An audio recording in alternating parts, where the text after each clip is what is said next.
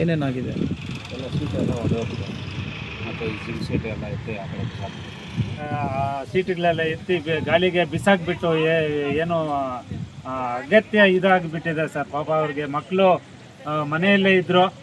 ಅವರು ಇಲ್ಲೂ ಕೂಲಿ ಕೆಲಸ ಮಾಡೋರು ಪಾಪ ಕೂಲಿ ಕೆಲಸ ಮಾಡ್ಕೊಂಡು ಮಕ್ಕಳನ್ನ ಸಾಕಕ್ಕೆ ಹಣ ಇಲ್ಲ, ಇದ್ದೋಗಿದ್ರು. ಒಂದು ವರ್ಷದಿಂದ ಇದ್ದೋಗಿದ್ರು ಪಾಪ. ಯಮ್ನು ತಾಯಿ ಏನು ಪಾಪ ತಿನ್ನಕ್ಕೆ ಇಲ್ಲ ಹಂಗೆ ಮಾಡ್ತಾ ಇದ್ದಾರೆ.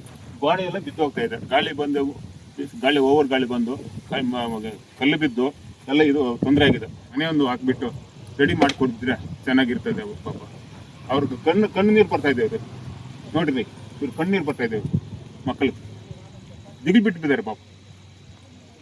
ನೈಟ್ ವಾಸ ಮಾಡಕ್ಕೆ ಕೂಡ ಮನೆ ಇಲ್ಲ. ಇವಾಗ ಪಂಚಾಯತಿ ಅವ್ರಿಗೆ ಕೇಳಿದ್ರು ಕೂಡ ನಮ್ಮ ಕೈಯಿಂದ 500 ರೂಪಾಯಿ 1000 ರೂಪಾಯಿ ಕೊಟ್ಟು ನನ್ನ ಕೈಯಿಂದ ಏನು ಮಾಡೋಕ್ಕಾಗಲ್ಲ, ಸೆಕ್ರೆಟರಿಗೆ ಫೋನ್ ಮಾಡಿದ್ರೆ ಹಂಗೆ ಹೇಳಿದ್ರು.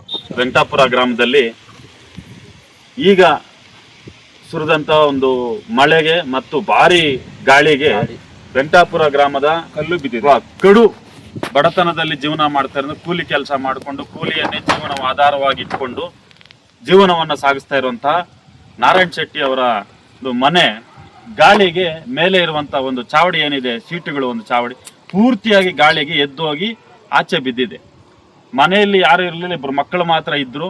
ಯಾವುದೇ ಅನಾಹುತ ಆಗಲಿಲ್ಲ. ಆದ್ರೆ ಈಗಿನ ಇವರ ಪರಿಸ್ಥಿತಿ ಏನಾಗಿದೆ ಅಂದ್ರೆ ಇರೋದಕ್ಕೆ ಮನೆ ಇಲ್ಲ. ಪೂರ್ತಿ ನೀವು ನೋಡ್ಬೋದು ಹಿಂದ್ಗಡೆ ಸೀಟುಗಳು ಸಮೇತ ಎಲ್ಲ ಕಿತ್ತೋಗಿದೆ. ಈಗ ಅವ್ರು ಇರೋದಕ್ಕೆ ಆಶ್ರಯ ಇಲ್ಲ. ಸೊ ಆದ್ರಿಂದ ಈ ಕೂಡಲೇ ಈ ಉಲ್ಕೂರು ಪಂಚಾಯತಿಯವರು ಏನಿದ್ದಾರೆ ಅವರಿಗೆ ತಾತ್ಕಾಲಿಕವಾದಂಥ ಒಂದು ಆಶ್ರಯವನ್ನು ಕಲ್ಪಿಸ್ಕೊಡ್ಬೇಕು. ಅದ್ರ ಜೊತೆಗೆ ತಾಲೂಕು ಆಡಳಿತ ಮತ್ತೆ ಮಾನ್ಯ ಶಾಸಕರು ರೂಪಕಲಾ ಶಶಿಧರ್ ಮೇಡಮ್ ಅವರಲ್ಲಿ ನಾವು ಒತ್ತಾಯ ಮಾಡ್ತಾ ಇದ್ದೀವಿ. ಇವರಿಗೆ ಒಂದು ಶಾಶ್ವತವಾದ ಪರಿಹಾರವನ್ನು ಕೊಡಬೇಕು. ಮನೆಯನ್ನ ಶೀಘ್ರವಾಗಿ ಅವರಿಗೆ ರೆಡಿ ಮಾಡ್ಕೊಳ್ಳೋಕ್ಕೆ ಯಾವ ರೀತಿಯಲ್ಲಾದರೂ ಸರಿ ಅವರಿಗೆ ಒಂದು ಅವಶ್ಯವಾದಂಥ ಅಗತ್ಯವಾದಂಥ ಒಂದು ಈ ಸಹಕಾರವನ್ನು ಕೊಡಬೇಕಂತ ನಾವು ಪ್ರಬುದ್ಧ ಪ್ರಜಾವೇದಿಕೆ ಸಂಘಟನೆ ಹಾಗೂ ವೆಂಕಟಾಪುರ ಗ್ರಾಮಸ್ಥರ ಎಲ್ಲರ ಪರವಾಗಿ ನಾವು ಒತ್ತಾಯ ಮಾಡ್ತಾ ಇದ್ದೀವಿ. ಅವರು ಕೂಲಿಯನ್ನೇ ಜೀವನವನ್ನು ಆಧಾರವಾಗಿ ಇಟ್ಕೊಂಡು ಬರ್ತಾ ಇರೋಂಥವ್ರು. ಅವ್ರಿಗೆ ಯಾವುದೇ ಆಸ್ತಿ ಅಂತಸ್ತುಗಳಿಲ್ಲ. ಅವರು ಆ ದಿನದ ಕೂಲಿಯ ಒಂದು ಇದು ಆಧಾರದ ಮೇಲೆ ಜೀವನ ನಡೆಸ್ತಾ ಇರೋಂಥವ್ರು. ನೀವು ನೋಡ್ಬೋದು, ಕುಟುಂಬಸ್ಥರು ತಾಯಿ ನೋಡ್ಬೋದು.